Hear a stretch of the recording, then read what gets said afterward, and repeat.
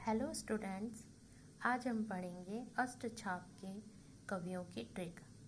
अष्टछाप के बारे में अगर उसका परिचय जाने तो वल्लभाचार्य जी ने पुष्टि मार्ग की स्थापना की थी और उनके पुत्र विठलाचार्य ने अष्टछाप की 1965 में स्थापना की, जिसमें उन्होंने 4 कवि अपने पिता यानी कि वल्लभाचार्य के शिष्य लिए और 4 स्वयं के शिष्य लिए।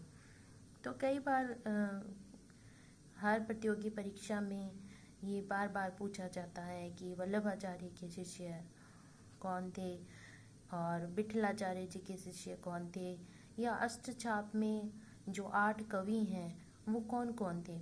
तो कई बार हमें याद होते हुए भी हम भूल जाते हैं या फिर कंफ्यूज हो जाते हैं कि क्या हो, कौन सा किस में आ रहा है कवि। तो हम इसकी एक सिंपल सी ट्रिक लेके आए हैं। अगर हम वल्लभाचार्य और विठलाचार्य जी में भी अगर कंफ्यूज हो जाते हैं तो हमें सबसे पहले तो ये ट्रिक याद रखनी है कि पहले आता है व यानी कि वल्लभाचार्य, और फिर आता है वी बारकड़ी के हिसाब से तो विठलाचार्य इनके पुत्र आ जाएंगे। तो ये यहाँ कंफ्यूज क्लियर हो जाएगा कि पहले वो आएगा तो पहले वल्लभाचार्य जी के शिष्य आएंगे। तो वल्लभाचार्य जी के जो 4 शिष्य थे उनमें सबसे बड़े थे कुंभनदास जी, सूरदास जी, परमानंद दास जी और कृष्णदास जी। कुंभ सूर परम कृष्ण, ये इनके कवियों की ट्रिक है। कुंभ सूर परम कृष्ण। अब इनका जो जन्म काल है वो भी बहुत आसान है। ये जो 4 शिष्य हैं इनके सबके 1468, 1478, 1493 और 1496।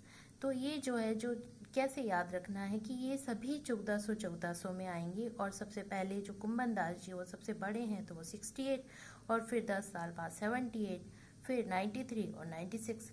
तो 68, 78, 93, 96 हमें इतना सा इनके याद रखना है, और 1 या 2 बार जब हम इसको रिवाइज कर लेंगे तो हमें इजीली इसको याद रहेगा हमें ये। तो ये तो हो गई वल्लभाचार्य जी के शिष्यों की कुंभ सूर परम कृष्ण ट्रिक। अब हम वल्लभाचार्य जी के विठलाचार्य जी के अभी देख लेते हैं। ये देखिए, विठलाचार्य के शिष्य गोविंद स्वामी, चित्त स्वामी, चतुर्भुज दास और नंददास। तो ये भी क्या है, ये भी बहुत देखिए 1500, 1500, 1500 और 1500, 1505 ईस्वी, 1515 ईस्वी, 1530 ईस्वी और 1533 ईस्वी। और इनकी जो ट्रिक रहेगी वो होगी गोविंद छत पर 4 नंद, यानी कि गोविंद स्वामी, चित्त स्वामी, 4 चतुर्भुज दास जी और नंददास। तो गोविंद छत पर 4 नंद, ये हो जाएगी विठलाचार्य जी के शिष्यों की ट्रिक।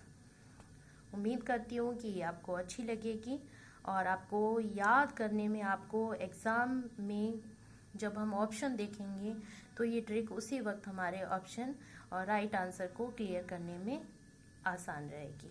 Thank you.